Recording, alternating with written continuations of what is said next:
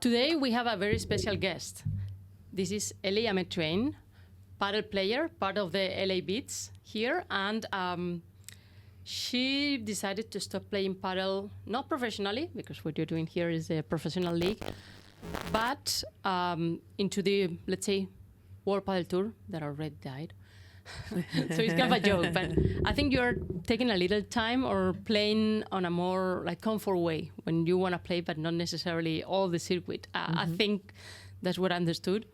And I was super interested in talking to Ellie and exposure here to our audience because she has a unique role, and we already talked about her with Maria Wakonik, because she's a psychologist. She studied psychology while she was being a player. So I would like to know why she took that decision. But also she's working with players. And this opens like a plethora of questions and options and keys to understand the game, the interactions, and what paddle is. I think is one of the key things, the paddle psychology, the interaction with your partner, with the coach, the team, and some of the things that we were talking before starting recording. So, said this, welcome, Ellie. Un placer tenerte aquí. Muchas gracias, Rosa. Qué guay. Pues lo primero, como he dicho, me hace mucha ilusión tenerte aquí, porque cuando empecé a leer, a saber de ti, te escuché en una entrevista del Padel es así, de Luis. A Luis le conozco de la vida previa a Tequi. Bueno, mi vida previa y su vida previa, la mía todavía es Tequi. Y me pareció muy interesante. Y luego he ido escuchando cuando hablas en medios y demás, y tenía muchas ganas de poder hablar contigo. Además, me parece como súper sweet. Y un consejo que diste así de cuando el compañero haga no sé qué, cómo decir las cosas así softy, pero efectivo y tal. Y dije, esto me parece interesante. Así que gracias por lo que estás haciendo y por cómo bajas un poco, digamos, la tensión en general a interacciones y un poco de educación. Y sobre todo, lo primero que te quería preguntar, ¿cómo está siendo tu experiencia en la Pro Padel League? Estás en LA Beats, bueno, LA Beat, el equipo de Los Ángeles, y para ti es totalmente nuevo. Tú no viniste el año pasado, entonces, ¿cómo fue el approach y cómo está siendo la experiencia? Pues fíjate, Rosa, yo entré en contacto con Chris, creo recordar, en septiembre, cuando la Pro Padel League todavía era una liga a la que acudíamos los jugadores que dejábamos de competir a nivel profesional. Y lo cierto es que conforme iban pasando los meses me iba quedando cada vez más sorprendida porque me decían, han fichado a este jugador, a esta jugadora, y en su momento, que yo pensaba que iba a venir a competir aquí de una manera mucho más tranquila, la realidad es que me he encontrado una competición, bueno, con los mejores jugadores del mundo. Entonces, para mí ha sido también un proceso de adaptarme al hecho de que en mi mente yo iba a seguir entrenando, porque al final me gusta mucho jugar al pádel, forma parte de mi día a día, y el ejercicio físico sé que me hace muy bien a mi salud mental y física, pero lo cierto es que cuando ya ves que esto sigue siendo una competición con los mejores del mundo, ya la cosa se pone seria. Sí, poca broma, ¿no? Sí, así es. Pero estoy muy contenta. La verdad es que es una experiencia. Venir a Estados Unidos, yo creo que como país a nivel deportivo es sin duda un referente mundial. Entonces, que nuestro deporte esté llegando a lugares así es una buena noticia. Creo que la Pro Padel League tiene todavía muchas cosas en las que seguir mejorando. Creo que hay muchas cosas que se han hecho muy bien. Hay un formato muy novedoso. Y bueno, sí que veo mucha ilusión porque esto siga creciendo. Y creo que todos estamos enfocados en eso. Sí, hay un factor que yo creo que es interesante, y es lo que decías de los equipos, lo de ir creando las marcas y demás, o los diferentes lugares, pero también las ganas de contar hacia afuera, ¿no?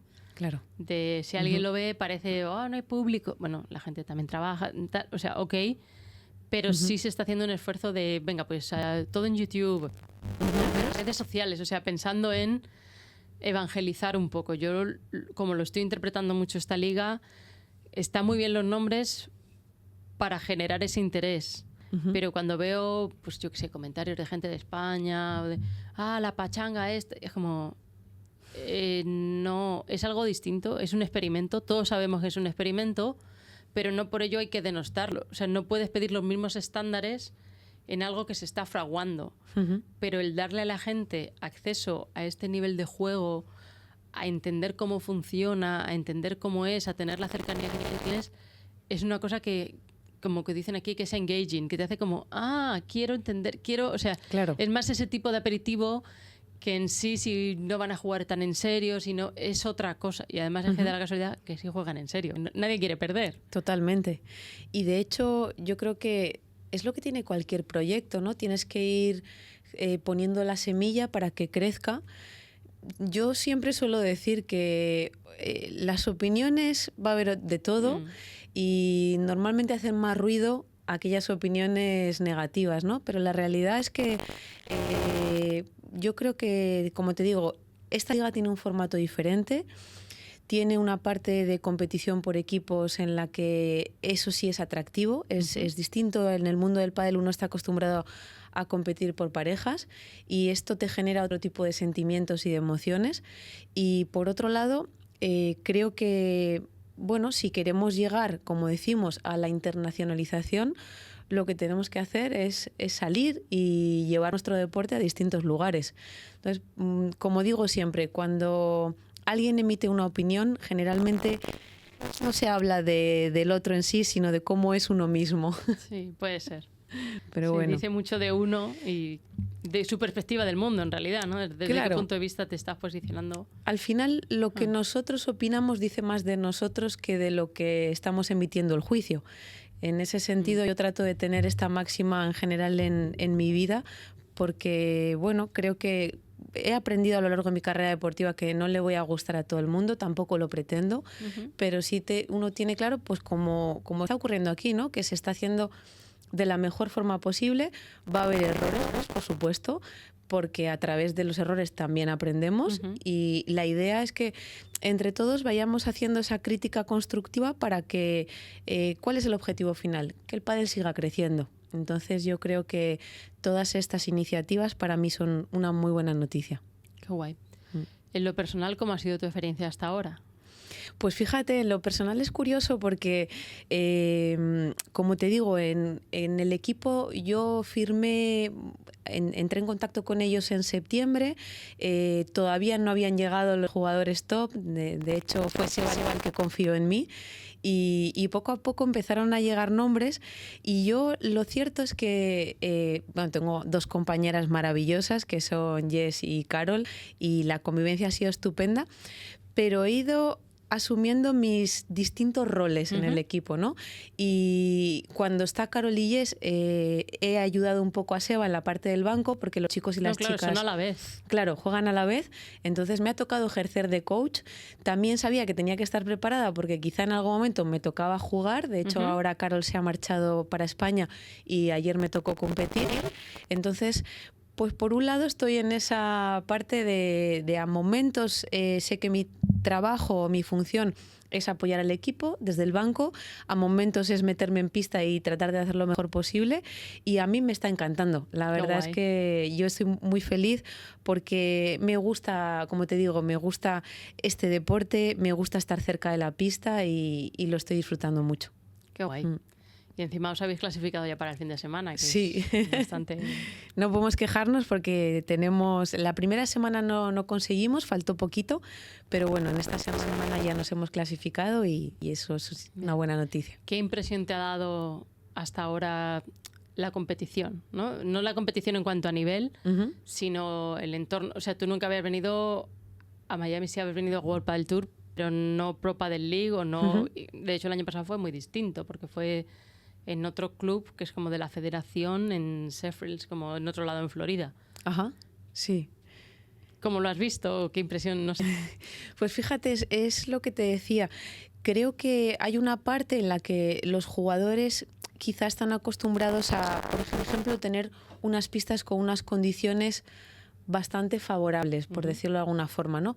También es verdad que esto ha cambiado con Premier. El año pasado con World Padel Tour la mayor parte de los torneos se jugaban en indoor con unas condiciones. El jugador ahora en Premier está teniendo que adaptarse a entornos que generalmente son de outdoor. Y eso, cuando llegamos al principio, fue lo primero en lo que yo pensé. Creo que va a ser una competición en la que lo que va a primar es la adaptabilidad. Primero, a jugar en un club, porque al final es un club, condicionado es un club para la competición, pero es un club. A jugar con mucho viento, con calor. Entonces, primero tenemos que adaptarnos y a la vez tenemos que adaptarnos a jugar con compañeros con los que no solemos jugar, ni que tampoco es como divertido. Claro, es muy bueno por un lado, pero la realidad es que puede haber grandes individualidades que no terminen de encajar y al contrario, puede haber personas que a nivel individual o jugadores pasan más desapercibido y sin embargo congenian con quien tienen al lado, y esa parte a mí me parece muy atractiva de la competición. Sí. Hombre, vuestro equipo en el lado chicos tenéis una pareja divertidísima, porque es Total. Tolito y Javi Leal, que es como, bueno, los reyes del remate. Entonces, Sí. del remate y la creatividad barra... O sea, Sí. yo creo que Tolito es como en el cole cuando el profe te daba un folio y era dibujo libre, hoy toca dibujo libre. Totalmente. De hecho, yo suelo tener una frase que es como: a veces es tan malo cortarle las alas al que tiene como pedírselas al que no tiene. Y en este caso, para mí son dos jugadores con alas. Entonces hay que aprender a cuándo tienes que dejarles volar y cuándo hay que decirles, oye, igual ahora lo que toca es esto, ¿no? Entonces, yo creo que eso, tanto Seba como Agustín, como Silingo, lo están haciendo muy bien, están gestionando muy bien a los chicos, saben llevarles y es divertido. A mí me encanta porque cada partido, cuando me siento ahí cerca a verlos, pienso, a ver qué me va a deparar. Para ellos también es un reto, ¿no? Para los propios entrenadores. Totalmente. De hecho, en este caso, en el caso de Tolito, creo que tiene un componente también muy atractivo, que es que él va a competir con jugadores con los que no suele competir, ¿no? Entonces sí que es cierto que para mí él, a nivel de personalidad, es un chico que lo afronta como un reto, compite muy bien. Yo le dije el primer día que lo vi en la competición, me gusta porque cuando tiene que animarse, se anima, tiene garra, compite, y por otro lado, cuando tiene que usar el sentido del humor para distender y relajar la situación, lo hace fenomenal. A mí me está gustando mucho. Mola. Y luego toda la atención que trae, ¿no? Es personaje en parte, pero no personaje dicho mal, sino como... O sea, aquí gusta mucho el espectáculo. Ajá. Entonces piensa, no sé, en el pressing catch, en todo esto, sabes que tienes el bueno, el malo, el no sé qué, y él es claramente como un personaje de una serie o de una película, de muy pulido, muy... No pulido en el sentido pulido como entenderíamos, pero sí muy bien creados los rasgos, digamos, del personaje, ¿no? Entonces te entra dentro de un cliché que te puede dar juego para crear eso, ¿no? Para el show business de aquí tiene bastante sentido, entonces... Totalmente, desde luego, espectáculo asegurado. Sí, eso. Y la gente lo sigue y sí, siempre está el debate de si estuviera en Premier, bueno, ahora se está viendo de tú a tú con gente con la que normalmente no, y eso también yo creo que le da cierta atracción a la competición. Es verdad que al final es un jugador diferente, entonces todo lo que supone una diferencia llama la atención. Pero para mí tiene bases que forman parte de los básicos de un competidor. Esa parte de eso, de garra, en momentos de dificultad asume la responsabilidad. Tiene cosas muy interesantes que también salen de ese cliché que comentas. Qué guay. Vale.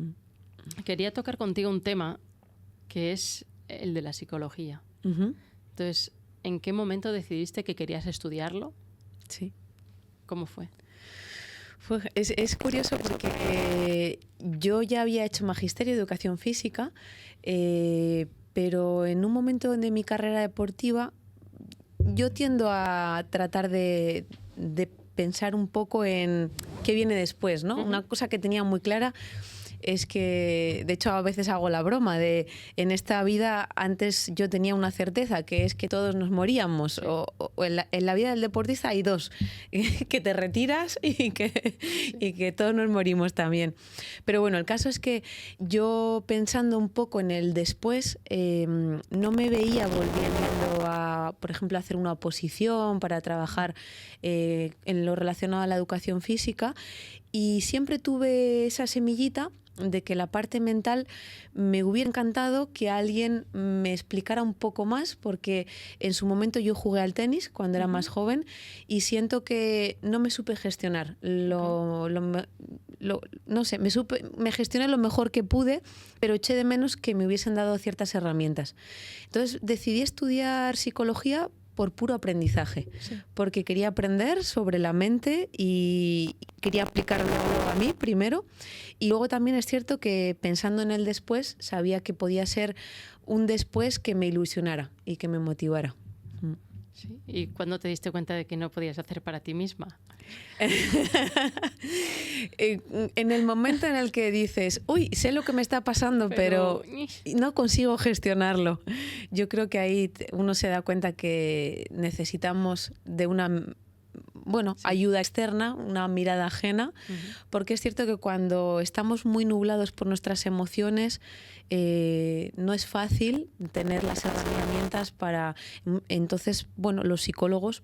Vamos al psicólogo. Yo tengo un psicólogo en la actualidad y para mí es un momento en el que me ayuda mucho a ver con claridad esa parte en la que yo no consigo poner claridad a mis emociones, a lo que estoy sintiendo, y esa es la idea también, ¿no? ¿Y en qué momento decidiste que querías ejercerlo? Porque puedes estudiar y entender, pero dices, quiero hacer esto. Yo creo que ya en el final de mi carrera deportiva tuve la oportunidad de que algún jugador... El primer jugador que apostó por mí como psicóloga fue Lucho Capra. Él me preguntó si a mí me interesaría llevarle a nivel de psicología y yo me acuerdo que le dije, Lucho, me encantará hacerlo, pero creo que todavía quizá no tengo la experiencia para ello. Y él me dijo, bueno, Eli, probamos, si no me gusta, yo te lo digo con confianza, y a día de hoy seguimos trabajando. Qué guay. Entonces, creo que en el momento en el que empecé a ejercer, me fui dando cuenta que lo disfrutaba mucho. Qué y guay. Fue una cosa muy buena porque ya en mis 2 últimos años como jugadora profesional yo lo compaginaba, podía llevar a algunos jugadores y me di cuenta que me apetecía, que me ilusionaba mucho y que quizá tenía ese valor diferencial, ¿no? Porque es cierto que hay muchos jugadores que se retiran, se dedican a ser entrenadores y obviamente yo creo que hay muchos entrenadores buenos, pero en ese sentido el hecho de haber sido jugadora, haber vivido lo que se siente y haber estudiado esa parte de psicología quizá me daba una parte diferencial que también era importante. Sí, como decía, como hidden gem, ¿no? De algo único, de una joya escondida en el sentido de no hay mucha gente así o no hay tanto.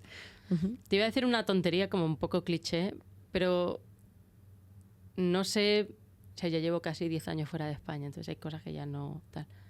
Pero muchas veces en España tenía la percepción como que ir al psicólogo es como, estás mal, como que eres de flojos o que eres débil, ¿no? Y no sé si tiene que ver que Lucho es argentino y en general la gente en Argentina está mucho más acostumbrada a ir a terapia y lo tiene mucho más interiorizado, como con mucha más naturalidad.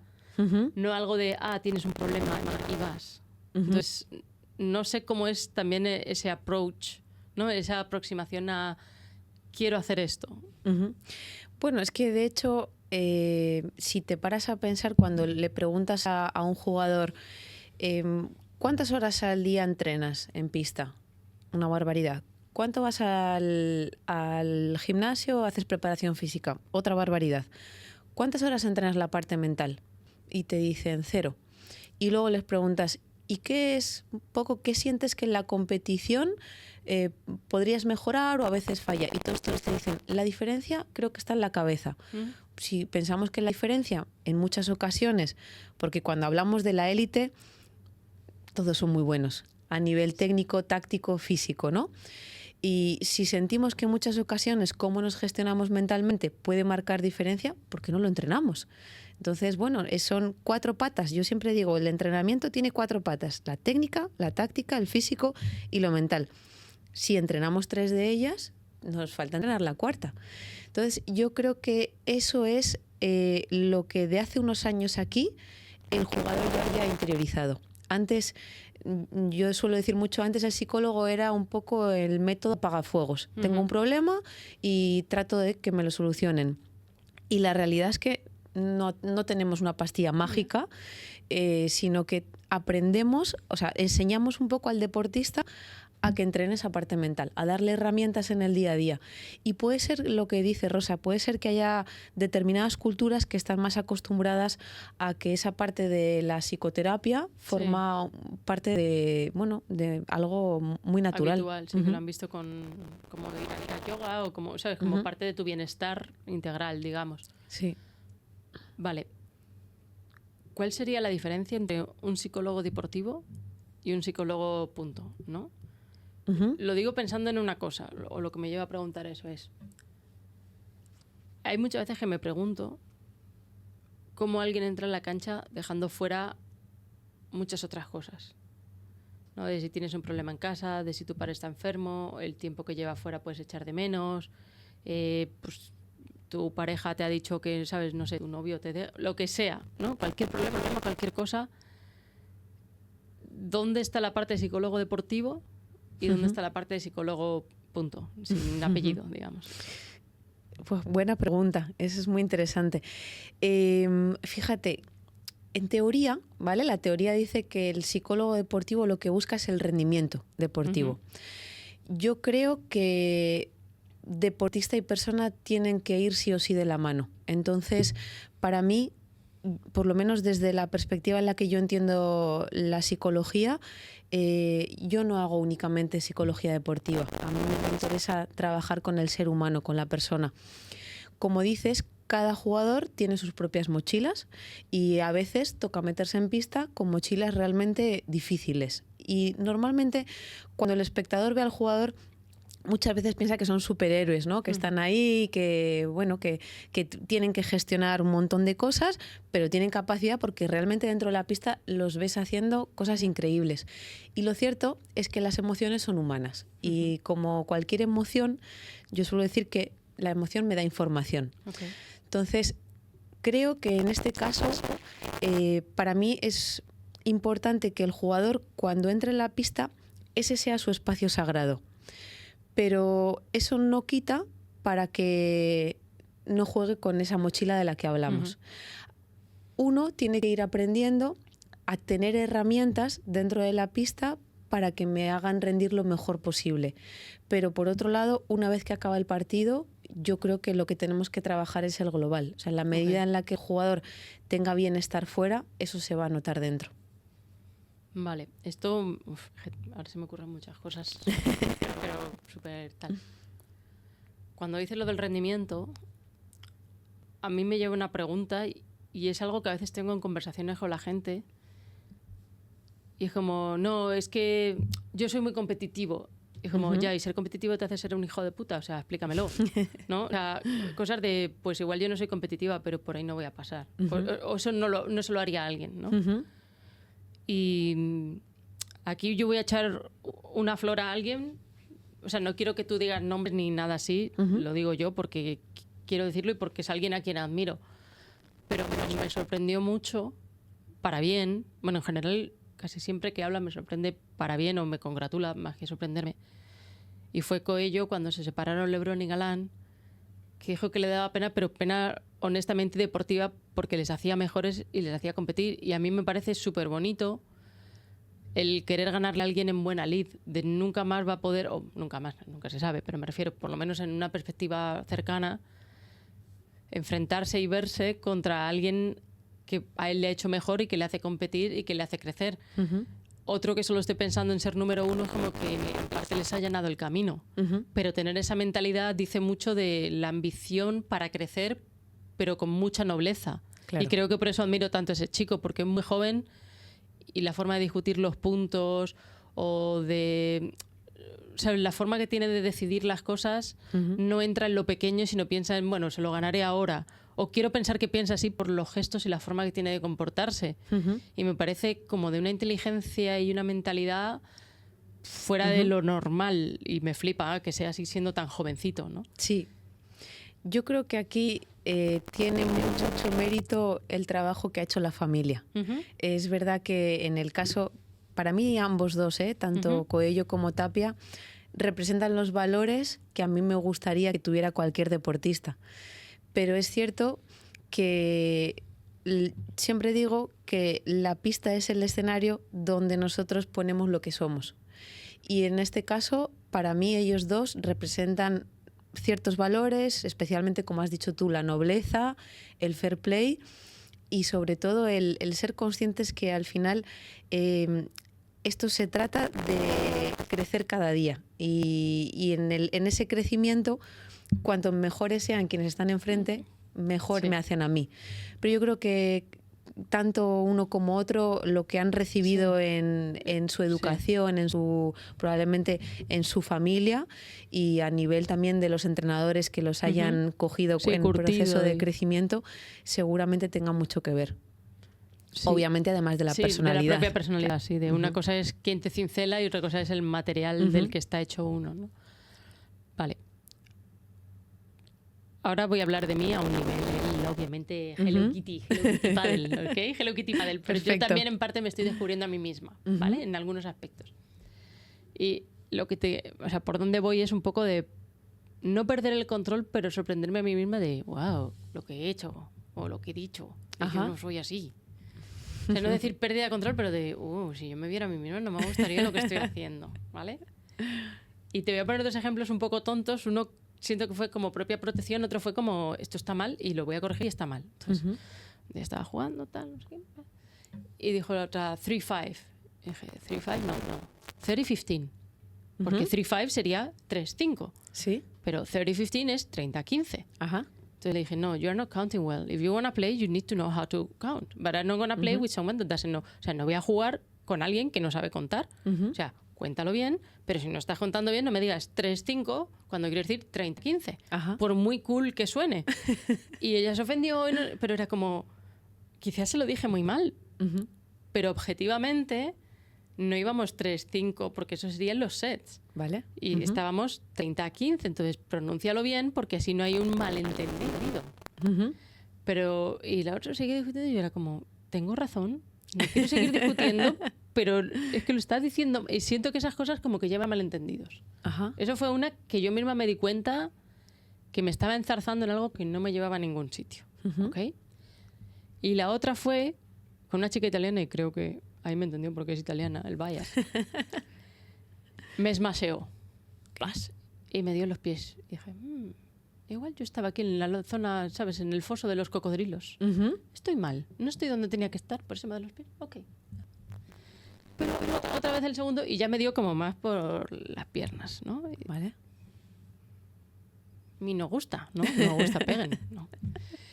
Y ahí es donde yo siento, dije, hostia, me pasa. Pues le dije, you've done it once, you've done it twice. There's not gonna be a third, I will for you outside. O sea, le dije, había una primera, una segunda, o sea, después de la tal, no va a haber una tercera, te espero fuera. Y dije, hostia, luego y me miraron las otras como... Y luego me dije, ¿de dónde he salido? Pero... Creo que tenemos que tener una sesión, Rosa. Sí, puede ser. Pero yo misma fue como, ¿de dónde me ha salido esto? Me ha entendido, no me volví a olvidar más. Pero yo fue como, wow, ¿qué me está pasando? O sea, son 2 días distintos y 2 días que yo misma me había apuntado, pero fue como... Una es defensa propia, de me está batizando y la primera tal, la tercera te espero fuera. Pero dije, hostia, parejo yo la mafia. Y me dio vergüenza. Entonces, ¿cómo es ese proceso o esa gestión? Porque yo me di cuenta que yo no estaba siendo lo que yo quería ser. Es curioso porque esto me lo preguntan a muchas veces. Me estoy descubriendo, no estoy acostumbrada a esto, pero me descubro y yo como, no. Y es curioso porque a veces en la pista salen partes nuestras que tampoco conocíamos tanto, ¿no? Y yo suelo decir una cosa. Cuando vivimos una situación, por ejemplo, en tu caso, ¿no? Que al final yo entiendo que hay la emoción que prima es el enfado o la ira. O sea, sí, son cosas que juego un poco... O sea, claro. Fíjate, y esto tiene su explicación hasta biológica. Cuando nosotros nos enfadamos, hay una parte, que es la de la razón, que es la corteza prefrontal, que se inhibe. Entonces ahí yo no consigo razonar conmigo mismo. Hay otro cerebro que funciona, otro mecanismo cerebral que es ese cerebro emocional que es el que se pone en funcionamiento. Ujú. Y es el que hace que actuemos. No actuamos desde la razón, sino actuamos desde la emoción. Pero incluso porque biológicamente se ha visto que los Sí. circuitos cerebrales que se manejan son diferentes. Entonces, claro, ¿qué ocurre? Que lo que hacemos es reaccionar a esa emoción. Lo que hay que tratar es de responder. ¿Qué implica responder? Actuar con conciencia. Claro, ante una agresión yo la estaba amenazando. Claro, pero eso es Claramente. defensa O sea, propia. me hizo daño porque me Ujú. pegó. Y Claro. de- Claro, al final es como que Pero uno... se me saltó el fusible. Sí, sale la parte más instintiva del ser humano. Entonces es como me tengo que proteger. Y entonces en esa autoprotección no siempre actuamos como nos gustaría. Lo que uno tiene que luego probablemente tú tengas que hacer tu ejercicio de reflexión de qué es lo que me dice esta situación de mí misma, sí. ¿no? Normalmente yo lo identifico, siempre suele estar un poco relacionado con la propia autoimagen. Ok. Entonces, es Sí, como... de yo no soy lo que quiero ser. O sea, lo que te he dicho, de yo no Ujú. quiero ser eso. Claro, y necesito defenderme porque siento que me están atacando. Ujú. Entonces es, bueno, en esta situación, ¿cómo me gustaría responder, no Ujú. reaccionar en Sí. futuras ocasiones que se den? Vale, esto me lleva a otro punto del pádel que me llama mucho la atención y es, no entiendo cómo se arbitra. No por criticar a los árbitros, sino porque siento que se les falta mucho el respeto.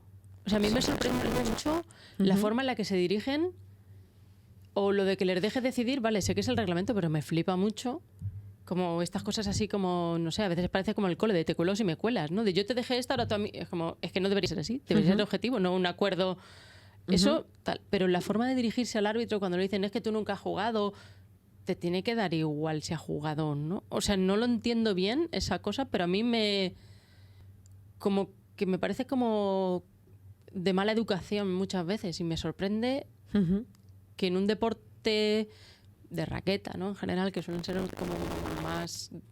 que la gente tiene respeto al árbitro, que se llegue a eso. Sí, a mí me ha sorprendido cosas que se han vivido esta semana aquí en la Pro Padel League. La realidad es que una de las cosas que creo que es mejorable ha sido la calidad de los árbitros. Ujú. También es cierto que nos lo advirtieron, nos dijeron, sed pacientes porque es gente que tiene poca experiencia, están empezando y tienen que aprender, obviamente. Entonces aquí para mí es donde entra otra de las cosas que hemos hablado, la nobleza del jugador. Es Ok. decir, si yo sé que en el banco hay personas poco experimentadas, lo que tengo que ser es noble y autogestionarme un poco con mis propios compañeros. Ujú. Creo que a veces el propio jugador tiene la responsabilidad de algunas situaciones que se han dado. Entonces, en ese sentido, yo creo que lo peligroso es crear una cultura, Ya. ¿no? Porque no deja de ser un deporte que está un poco en pañales, está creciendo. Y eso es algo que tendríamos que cuidar nosotros, los principales protagonistas, los jugadores. Porque hay una parte que sí o sí, yo digo, eso no es negociable, es el respeto hacia mis rivales, hacia mi compañero y hacia los árbitros. Yo creo que eso no se puede negociar. Eso tiene que ser un básico. Vale, entonces, de respeto, el árbitro hemos dicho, vale, hacia el rival, una cosa que aquí llaman, y no sé cómo en España cómo se dice, igual se dice igual, no sí, pero es lo del trash talking. No sé. Cuando le dices algo al rival, Ujú, como para vale. que pierda los papeles, ¿no? Ujú. O gesto, o... ¿sabes? No sé cuánto se tolera aquí y si se hace o no, ¿no? Ujú. O sea, ¿dónde está el límite? ¿Y cómo eso se puede quitar? Ya. Bueno, yo creo que pasa por lo mismo, ¿no? Pasa por la educación también que traiga el jugador, pasa por la educación con la que ha empezado a competir en este deporte. Entonces, yo no sé hasta qué punto nosotros tenemos mucha responsabilidad como jugadores, pero creo que al final tiene que ser un ejercicio de autocrítica, ¿sabes? Hay una parte que sí tenemos que pedir a los árbitros, para mí hay que pedir tolerancia cero con determinados comportamientos y eso el jugador tiene que saber. tiene que saber dónde está el límite. Entonces, si tú no marcas los límites, ya es muy difícil. Ya una vez que se han sobrepasado, ya es muy difícil volver. El que tenga frenos que pare, ¿no? Claro, claro. Entonces, para mí, los que se supone que nos llamamos que somos profesionales, que al final llevamos mucho tiempo en esto, somos los que tenemos que predicar con el ejemplo. Sí, también es la responsabilidad de la veteranía, un poco. Es cierto. Y de la veteranía, de la parte incluso de la juventud, porque al final el jugador profesional que tiene 20 años, busca también hay que referentes. pedirle ese respeto. Y yo sí creo Sí, que... con uno mismo. Fíjate, como jugadora, yo sí que he vivido, cuando estaba alguien en el banco, yo sabía si me sentía tranquila o no me sentía tranquila con ese árbitro. En mi caso, creo que siempre he respetado las decisiones arbitrales, porque lo que le he pedido a los árbitros es: se pueden equivocar, por supuesto, igual que me equivoco yo en muchas ocasiones, pero que decidan, que tomen decisiones. Eso es lo que yo creo que un jugador le pide al árbitro, que se moje, y en este caso el árbitro lo que tiene que hacer es, como decimos, pedir respeto y marcar límites. Sí. O sea, que te puedes confundir. Todos. Pero que se confunda. Yo eso es lo que no entiendo cuando les deja como en el cole, ¿no? De, bueno, decididlo entre vosotros. Perdón, entonces ¿para qué estás? No sé. Sí. Si te consulto es porque no... Totalmente.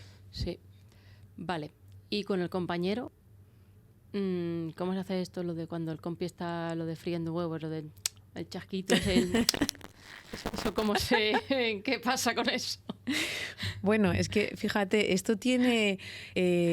hay un estudio psicológico muy interesante que dice que alrededor del 7% de la comunicación es verbal.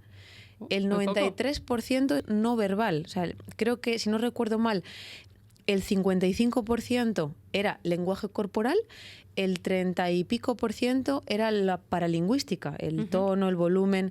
Entonces, no es lo que yo digo, es cómo lo digo y lo que expresa mi cuerpo. Entonces, a veces me pasa con algún jugador que me dice: pero si no le he dicho nada. Digo, no hace falta, te está viendo. Entonces, sí, decir sin decir, ¿no?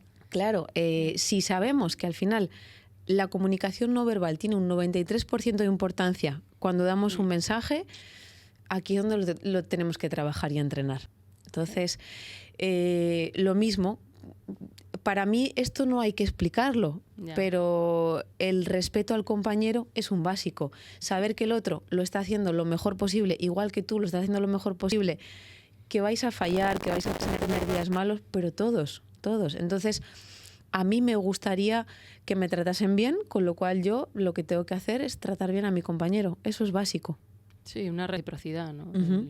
Sí.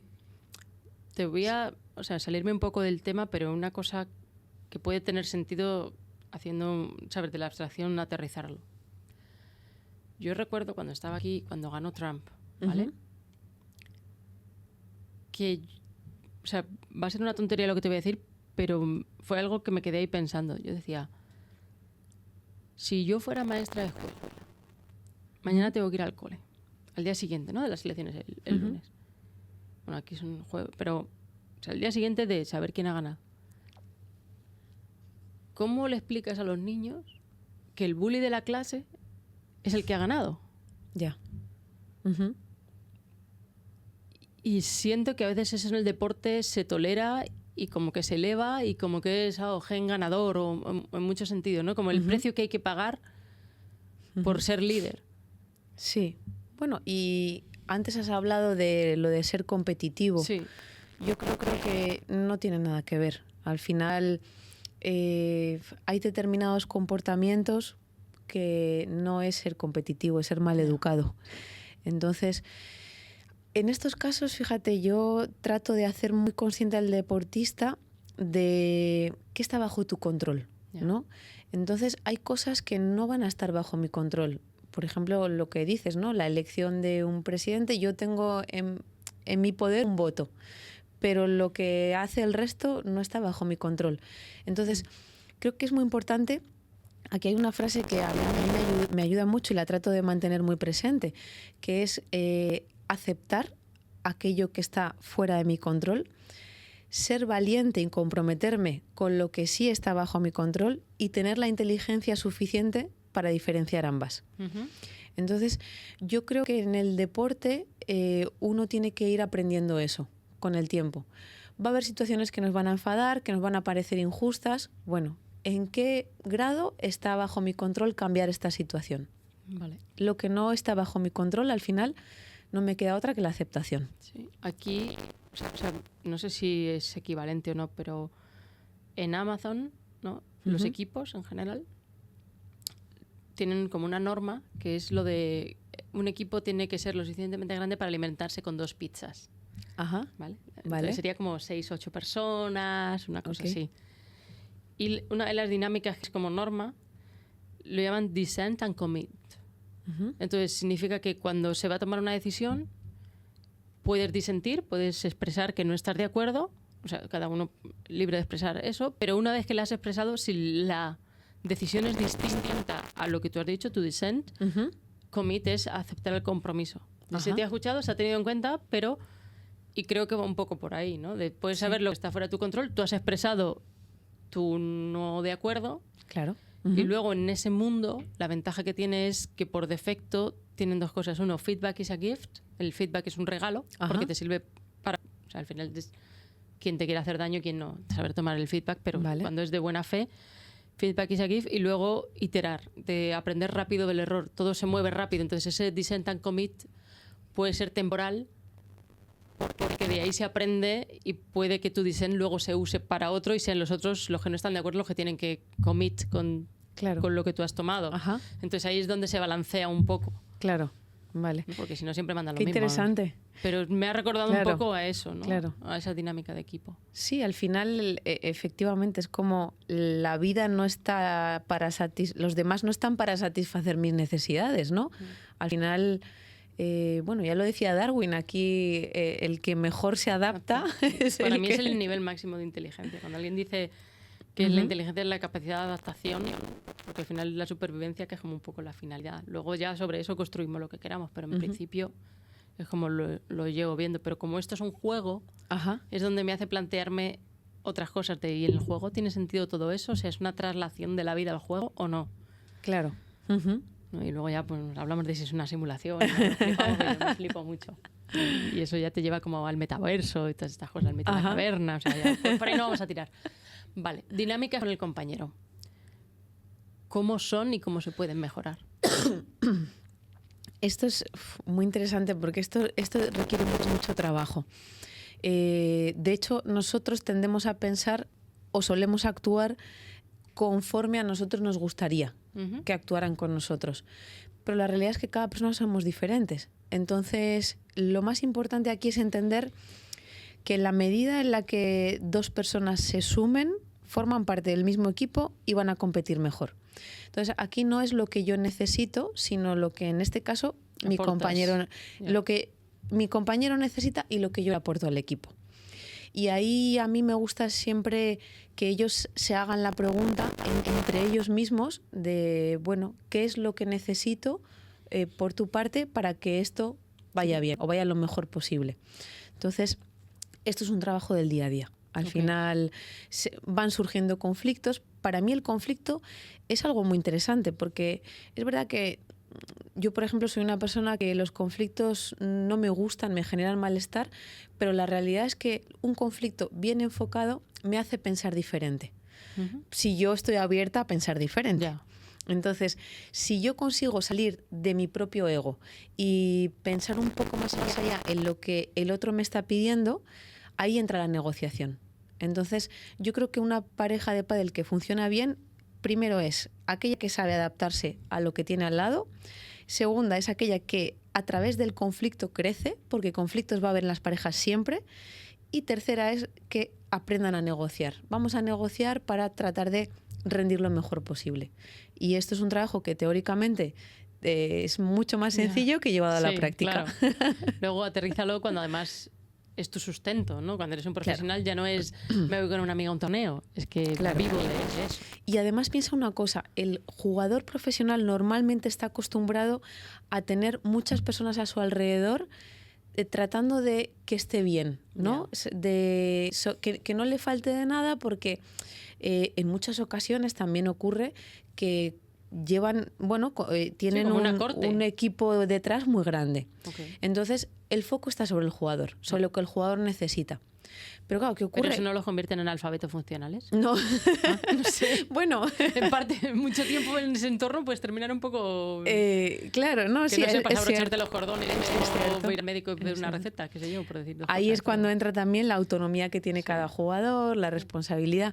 Pero sí que es verdad que a veces sacar al jugador de ese egocentrismo no es fácil, porque él entra en la pista, no, lo que yo necesito es esto, ya, pero es que aquí tú eres un igual a quien tienes a tu lado. Y eres un igual, incluso el capitán del barco es el que está sentado ahí en el banco. Entonces, no siempre es fácil, no siempre es fácil gestionar estas cosas. Como seres humanos no es fácil. Entonces, cuando nos manejamos en ambientes de presión en los que se manejan ellos, es complicado también. Vale. Y una cosa que te preguntaba antes de que empezáramos era lo de compartir habitación. Es que me parece que es mucho rato juntos y mucho rato, o sea, que es como un ambiente que se va recargando, recargando, recargando. ¿Eso por qué se hace? O sea, puede tener sentido en algún momento, de pequeños, ¿no? Como para hacer equipo. ¿Y qué beneficios tiene y qué desventajas?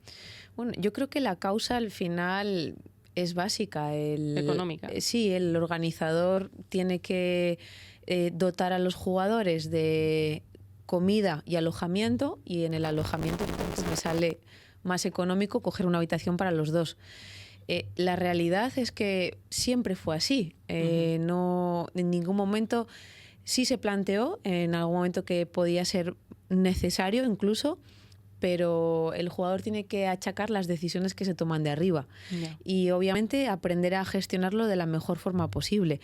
Yo creo que una de las cosas que trato de trabajar con ellos es que tengan sus momentos para ellos mismos. Ya. Porque es cierto que compartir muchas horas al final, esto es como todo. Incluso los que tenemos pareja Tienes que tener necesitamos turnos para la ducha. O sea, Claro. no sé, ¿sabes? Eres un profesional que se ducha primero, perdón.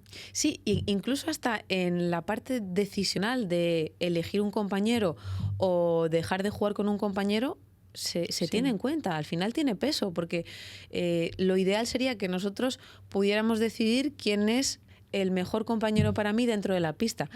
Pero lo cierto es que somos personas, tenemos que convivir 24 horas al día cuando nos vamos de viaje, y con giras tan largas como tienen ahora, es un factor importante a tener en cuenta. Oye, no me gusta la música que escucha el fulano Sí. este. O sea, Bueno, ahí entran los conflictos, la negociación, entra la importancia de que cada uno tenga sus momentos, que sepan hacer sus propias cosas. pero me parece que eso es como un extra a lo que pasa en la cancha de ganarle al otro, ¿no? O sea, como que es una componente que si se quitara... Sí. se podría ver como en pureza cómo juegan, Sí. ¿no? Como si fuera un hándicap adicional al juego en sí. Es verdad que, por ejemplo, hay jugadores que ya eligen alquilar o coger otra habitación, una casa, y estar un poco a su aire. También, obviamente, pues Bueno, depende son de lo que, decisiones, sí. claro, de lo que cada uno necesite. Vale, y todo esto de romper las parejas. A mí, o sea, yo poco tiempo en esto, entonces a veces tengo una mirada como un poco naif, ¿no? O me dicen, toda la vida se ha hecho así. Y bueno, vale, sí, toda la vida, pero hay cosas que toda la vida, no sé. Pero no sé si podría haber un contrato. Claro, sabiendo que pasan tanto tiempo juntos, entiendo también que es alto en los fusibles que decía, porque es un desgaste muy grande. Pones a alguien un contrato de 6 meses y si están conviviendo tanto, es que son 6 meses que te pueden hacer una eternidad. Entonces, no se ha contemplado el hecho de que tengan un contrato para que dure. No sé si a ti te preguntan, oye, no aguanto a mi compi más, ya no quiero estar más. Sí, es O una... cómo decirlo, porque también veo que hay como una especie de ego de dejé yo, me dejó el otro, como si fuera pareja del ¿sabes? Del novio me ha dejado, le dejo, a mí me llaman, llamar o llamo, ¿sabes? Como un ego, ¿no? En quién es el que toma la decisión, pero el otro ya lo espera. Como Ya. por estar por encima. Y es como, ¿qué más te da? Totalmente, sí. Al final A lo es mejor que estabas deseando que te dejara. ¿No? es lo que decimos, cómo reaccionamos a las cosas que van ocurriendo, de lo que hablas de nosotros, no de la situación en sí. Lo cierto, se ha hablado durante bastante tiempo de la posibilidad de hacer como un mercado de fichajes, de poder cambiar a mitad de año. Yo nunca estuve muy de acuerdo con eso, porque creo que incluso como espectadora, creo que ver determinados comportamientos no suma para el deporte. y está claro que si tú no estás bien con tu compañero, no tiene mucho sentido. Piensa que también ellos están sometidos, como decimos, a muchos niveles de presión. Entonces, si una pareja ya está rota, no consigue funcionar, ¿para qué obligarles a seguir jugando, ¿no? Es cierto que en este sentido, yo sí que tengo una opinión al respecto, que es que si he identificado la dificultad que tiene mi pareja, he tratado de ponerle solución y aún así no hay solución posible, es momento del cambio. Okay. Pero muchas veces no se da la oportunidad a tratar de ponerle solución, porque lo que queremos son los resultados inmediatos. Yeah. Y hay una parte, que es la que hemos hablado antes, que también tiene mucho peso. Hoy en día no solo afecta la pista, sino afecta también la convivencia, porque tienen giras y convivencias muy largas. Es que muchos de ellos conviven casi más con su compañero que con sus parejas en determinados momentos del año. Yeah. Entonces, claro, aquí ya entra un componente en el que tienes que gestionar toda la parte de personalidad, de conflictos que no tienen nada que ver con la parte puramente de la pista. Es complicado. Yo ya te digo que yo no estoy muy a favor de hacer esos contratos porque, bueno... Sí, puede ser peor o un sufrimiento innecesario, ¿no? Claro. Se puede poner a lo mejor una penalización o que puedes hacer hasta 2 al año, no sé, como si fuera como algo así, pero tampoco que nadie termine...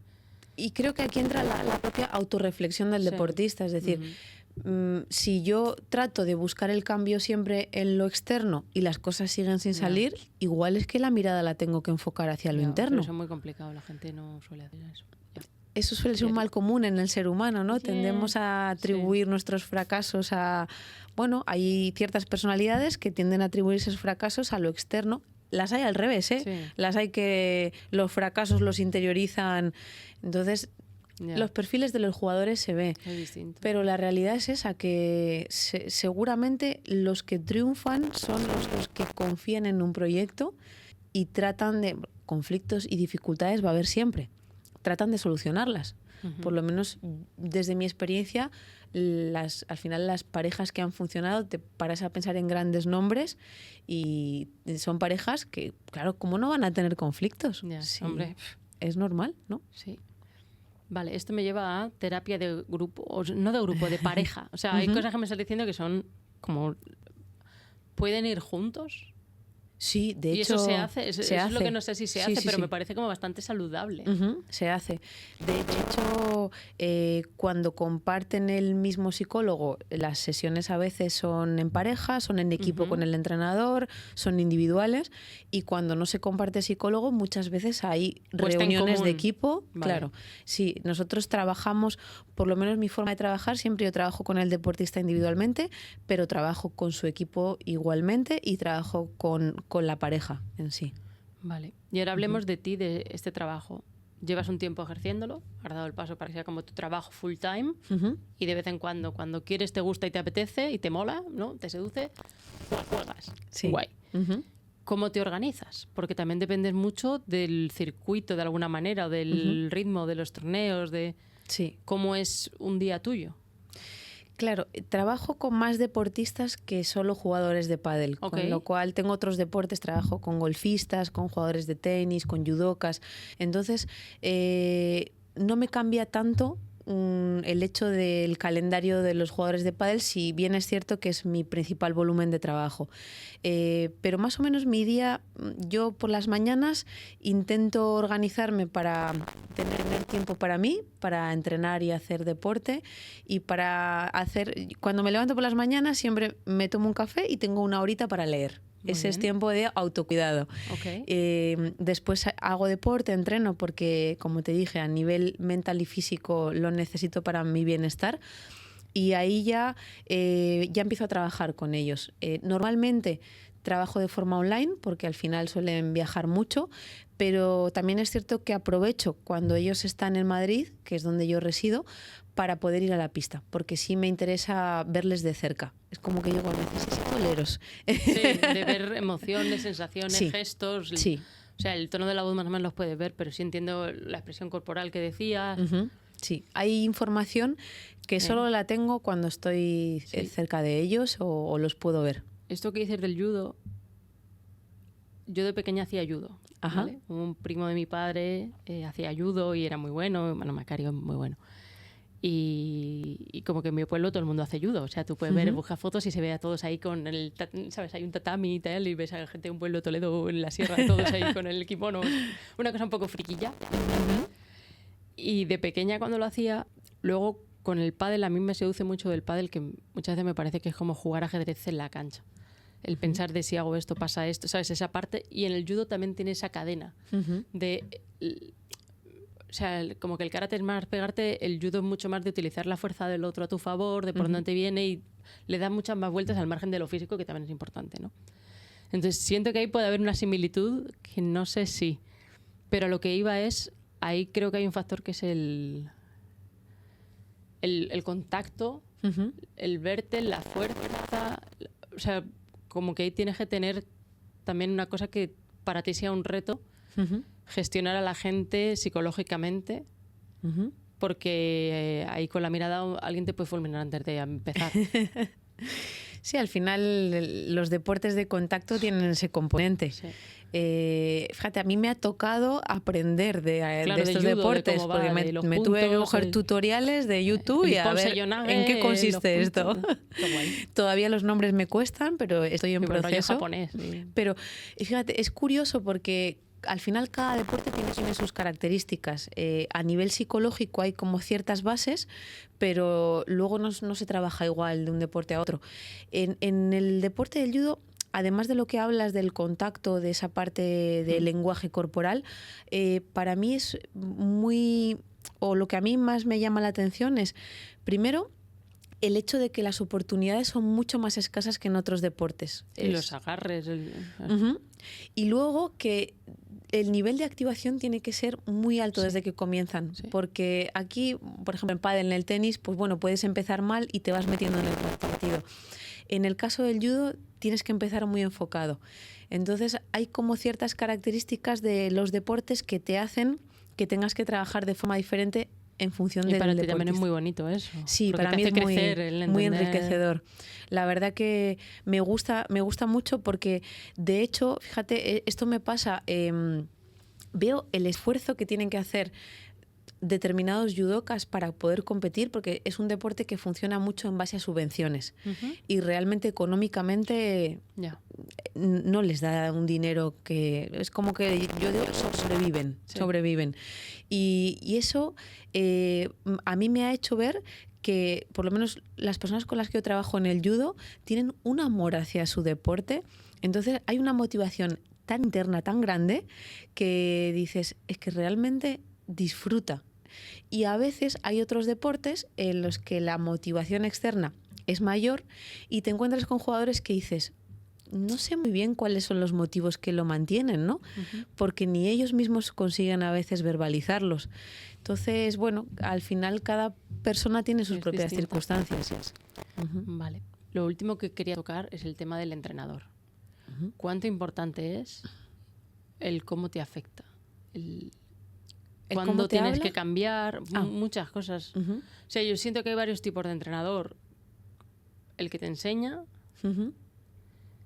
y luego el que te puede dirigir. Pero no es siempre lo mismo. Una cosa es la estrategia y otra cosa es como el que te moldea. Y a veces puede coincidir, ¿no? O sea, hablo sin saber mucho, pero dices, a lo mejor un Gustavo Prato con Arturo, pues lo ha conocido desde pequeño y lo ha ayudado a ser quien es, ¿no? O hacerlo un poco... Y ahora, pues a veces sigue estando en el banco. Pero hay otros que no. Entonces, el hecho de que a veces cada uno tiene el suyo o a veces es de consenso, es como, ¿no? De quién se queda con el perro también, ¿no? Una parte de cuando rompe la pareja. Una negociación también. Sí, ¿no? De, no, es mío, es tuyo, tal. Eso y también en el aprendizaje, el cuánto te afecta o cómo te afecta. Fíjate, es que aquí también hay una parte, cuando nos enfocamos en el profesionalismo, es distinto a cuando te enfocas en la formación. Sí. Entonces, para mí... Sí, son dos preguntas en realidad. Sí, bueno, o 5 en una. Más que nada, hay perfiles.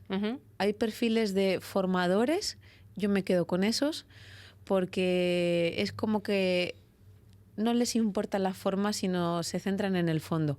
En, bueno, de verdad voy a tratar de acompañar y hacer crecer al jugador. Y en este caso yo creo que un buen entrenador es, primero, el que tiene una filosofía de trabajo y, segundo, el que sabe adaptarse a lo que cada jugador necesita. Porque sí que me he encontrado muchos casos en los que mi manera de ver el pádel es esta y te adaptas a mí. Y yo creo que aquí el buen entrenador es el que tiene su manera de ver el pádel, pero sabe lo que al jugador le hace bien o cómo le puede ayudar. Entonces eso es muy bonito, porque es como dártela con queso en el buen sentido, ¿no? De a este le entra por aquí, a este hay que hablarle así, o a esta persona, el cómo comunicarte con alguien para que tu mensaje sea efectivo y se asuma y se procese y se pueda ejecutar. Claro. Y que el entrenador tampoco tenga ese deseo de protagonismo, que a veces es un poco peligroso porque, bueno, yo creo que los focos tienen que estar en quienes están dentro de la pista. Entonces, muchas veces me encuentro fundamentalmente con perfiles así de entrenadores y me parece muy bueno para el deporte, porque al final son los que se enfocan en que yo quiero sacar lo mejor de este jugador y me formo también para tratar de sacar lo mejor de ellos. Pensando en esta nueva trayectoria tuya o vida profesional,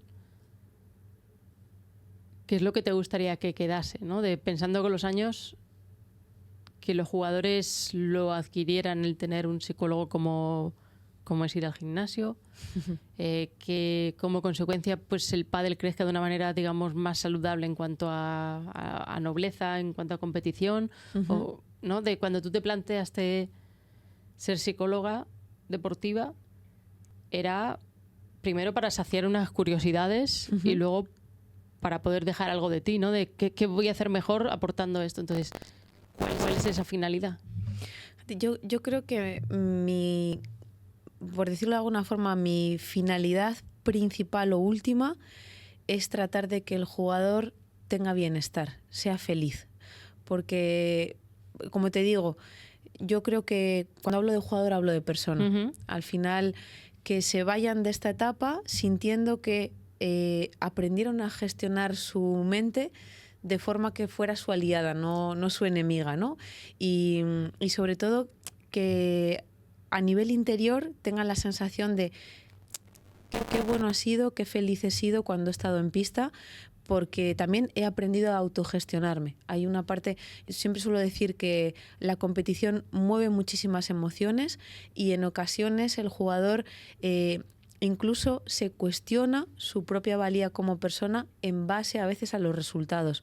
Y yo creo que la psicología deportiva te enseña que un resultado no depende nunca 100% de ti y que tampoco determina lo que tú haces cada día. Yo trato de transmitirles a ellos eso, que al final se vayan de esta etapa satisfechos. Entonces, en la medida de lo posible, si puedo contribuir a su bienestar y a su felicidad, yo me voy muy feliz también de aquí.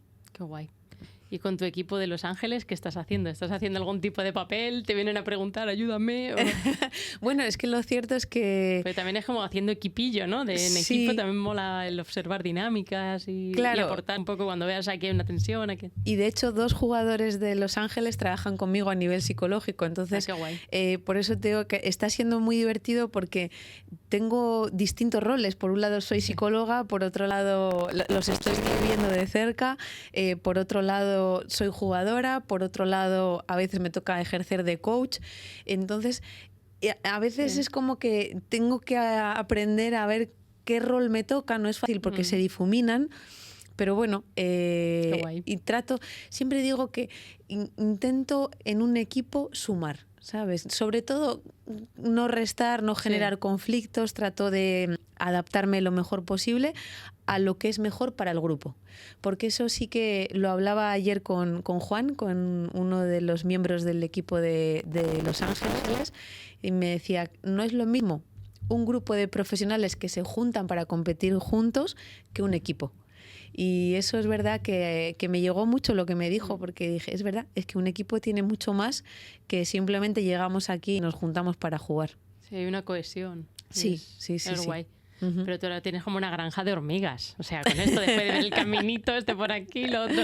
O uno que a lo mejor en terapia te diga tal cosa y luego dices, pero en realidad no está haciendo lo que me dice. Bueno, pero es que eso nos pasa a Pero todos. es divertido, pero la como teoría que... la sabemos Sí, todos, hombre. la práctica nos cuesta a todos. Obvio. Entonces yo siempre digo que esto no consiste, de hecho, en hacerlo bien a la primera, esto consiste en equivocarse y aprender en base a cómo aprendemos a través de los errores. Cuando a veces me llega un jugador que no tolera el error, le digo, ¿y cómo quieres mejorar? Si no sabes hasta dónde, si no te equivocas, si no fallas, nunca vas a saber hasta dónde puedes llegar. Pues esto es así. Si queremos mejorar, todos vamos a fallar. A que cuando ganamos no nos cuestionamos mucho. No, Disfrutamos, ser súper apurado. celebramos, pero no dices, en esta bola aquí podía haber hecho. Al final, la reflexión genera aprendizaje. Y la reflexión suele venir normalmente Cuando la cagas. cuando hay derrotas. Sí. Sí, de vez en cuando no está mal. Cuando dice lo de una curita de humildad, es un poco introspección, ¿no? Del voy a repasar o... Sí, Totalmente, sí. totalmente. Qué bueno, oye, no te robo más tiempo porque ya me da vergüenza, pero he Bueno, aprendido yo un montón. encantada. Espero que la audiencia también. Muchas gracias y Muchas gracias, espero Rosa. que lleguéis al domingo. Bueno, el domingo ya habéis llegado, de alguna manera. Sí, o porque sea, el tercer y cuarto más o menos, puesto por lo menos, también sí, claro, se exacto, juega es lo que domingo, iba a así decirte, que o sea que- esperemos estar luchando por el campeonato, pero bueno, esperemos sobre todo que salgamos satisfechos, que sintamos que nos hemos vaciado dentro de la pista. Eso es lo que digo yo. Mi mejor, por lo menos mi experiencia como jugadora fue, me fui de esta etapa sabiendo que di lo mejor y tengo mucha tranquilidad. Así que ojalá nos vayamos de este campeonato con esa misma sensación. Sí, ojalá que sí. Muchísimas gracias. Un placer, Un Rosa. placer. Gracias por invitarme. Al revés, por venir. Jo.